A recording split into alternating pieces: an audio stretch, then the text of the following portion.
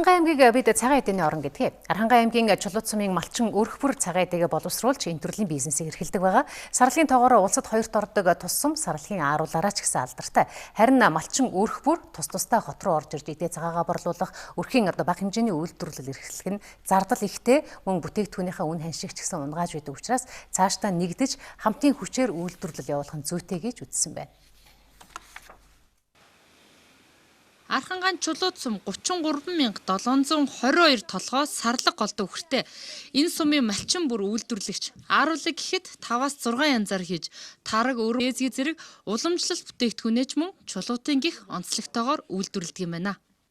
Манайх чинь жилд тэгэл нэг тоон гараал тэргүүрээ бид нар чи Улаанбаатар хотод очиж үзэсгэлэнтэй худалдаа энэ тэнд зараал ер нь тэгэл жилийнхаа хэрэгцээний бүх зүйлийг хангана.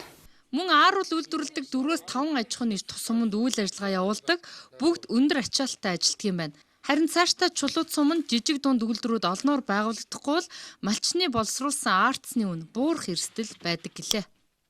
Босод сумууд бол одоо 5-600 тахад манай 800-аас арц бодгүй. Одоо ихлээр манай арц 1200-300 биш тийм ээ. Тэгэхэд босод сумаас очиод авах юм бид 800-аар арцах шийдээ 600-аас арцах шийдээ байдаг байхгүй. Тэгэхээр энэ жижиг дунд үйлдвэрлэлийг хөгжүүлэх нь бол маш чухал гэж бодож байгаа байхгүй. 1980-ад онд Чулууд суманд сүүн тасгийн цех байгуулагдаж жилдээ 1.5 сая литр сүү боловсруулж 73 тонн цэцгийн тос 80 гаруй тонн ааруул цагаан эдээ үйлдвэрлэж Улаанбаатар хотод нийлүүлдэг байжээ. Харин өнөөдөр өрх бүрт тарамдсан үйлдвэрлэлийг нэгтгэвэл тус бүрнээ сум аймгийн төв нийслэл бараадаж үйлдвэрсэн бүтээгдэхүүнээ борлуулснаас илүү зардал багтай үйлдвэрлэлийн хэмжээ бүтээгдэхүүний үнэч нэмэгдэх боломжтой байна.